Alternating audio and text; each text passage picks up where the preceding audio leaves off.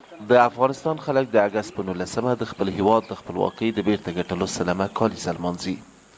افغان حکومت په دې مناسبت د ځینو تاریخي ودانیو او سیمو د رغونې ترڅنګ په مرکز او ولایتونو کې یو شمېر فرهنګي برنامې هم تر لاس لاندې نیولي دي. د همدې برنامو په لړ کې د خوست یو شمېر فرهنګیان، ځوانان او مدني فعالان د غازي ببرک خان ځدران پخوانۍ پوځي کلا ته ورغلي ول او په خپلو کې د خپلواکۍ د معرکې د دې قمندان د ژوند په بېلابېلو اړخونو خبرې وکړې. د اطلاعات او فرهنګ ریاست د تاریخي آبیاتو مسؤل سید قابل شاه میاخیل مشال راډیو ته وویل: 28 د اسد د هیواد د خپلواکۍ ورځ ده، نو مونږ خلکو ته دغه باید څرګنده کړو چې غازي ببرک خان د هیواد د خپلواکۍ لپاره، د هیواد د ارضي تمامیت لپاره، د هیواد د سولې لپاره نه ستړي کېدونکي هلې ځلې کړي دي. د خوست د نادر شاه کوټ ولسوالۍ د غرونو په لمن کې 14 متره دنګه د غازي ببرک خان ځدران دا خاورینه جنګي کلا تر اوسه هم ویجاړه پاتې شوې او د حکومتي مسؤلینو د مقررو ژمنو سره سره هم بیا رغونه نه ده پیل شوې. د خوست یو فرهنګ پالځوان محمد زمان نظري له خلکو غواړي چې د خپل هیواد د خپلواکۍ د کالیزې په شانداره لمانځلو کې دې ونډه واخلي. ولسونو ته دا په ډاګه کړو، دا پیغام ورسوو چې د افغانستان د خپلواکۍ یا د اسلامي کلیزې په ویاړ نه ستړي کېدونکي هلې ځلې وکړي او همداشان دغه ورځ چې دلته د خپلواکۍ ورځ 28 د اسد روان دی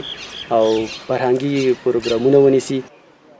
د ببرک خان ځدران پوځي کلا څخه 100 کاله وړاندې قومي اربکیو د افغانستان د جنوبي پولو د ساتنې لپاره د یو پوځي مرکز په توګه کار اخیسته.